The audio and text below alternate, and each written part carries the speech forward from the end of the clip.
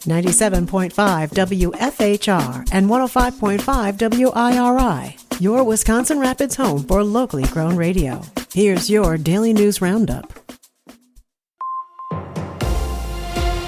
From the Wisconsin Rapids Local Newsroom, I'm Melissa Kay.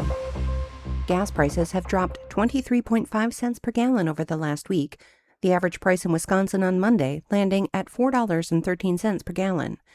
This is 21.8 cents lower than a month ago, but $1.17 higher than this time last year. Officials at Gas Buddy say prices declined in all 50 states over the last week. This drop in prices was largely driven by falling oil prices, price cycling, and growing optimism around a potential U.S.-Iran agreement. Gas Buddy officials say uncertainty around a potential deal persists and edged oil prices higher Sunday evening. Renewed Israeli attacks adds another layer of geopolitical risk. Drivers may continue to see short-term relief at the pump, but any setback in negotiations could quickly drive fuel prices higher. Wisconsin's congressional delegation is asking President Donald Trump to approve a federal disaster declaration following severe storms and flooding that hit the state in April. The request comes after damage assessments found more than $27 million in losses statewide, including damage to homes, roads, and other public infrastructure. The impacts were reported across 19 counties and the Oneida Nation.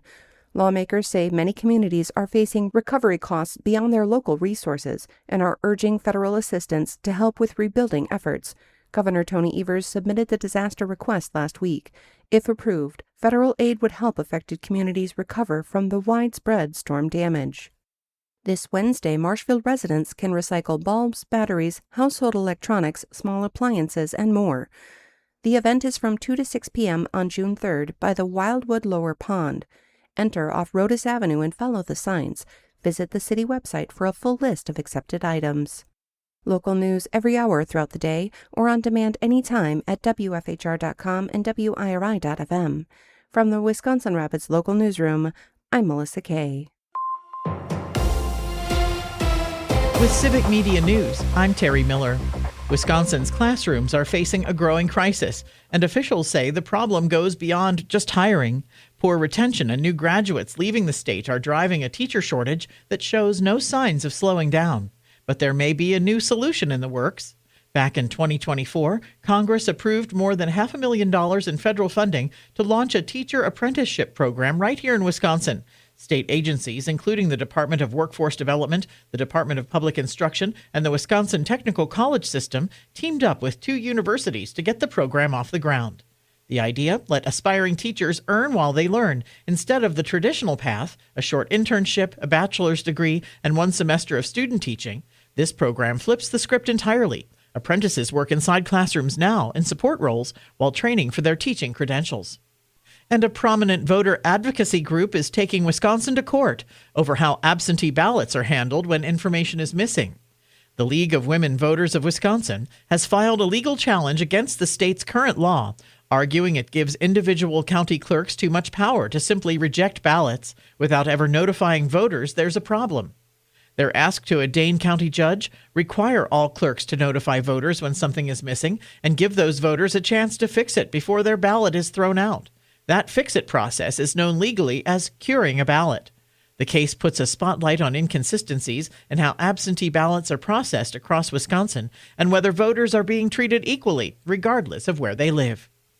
And Wisconsin farmers are getting hit from multiple directions, and they want Washington to know it.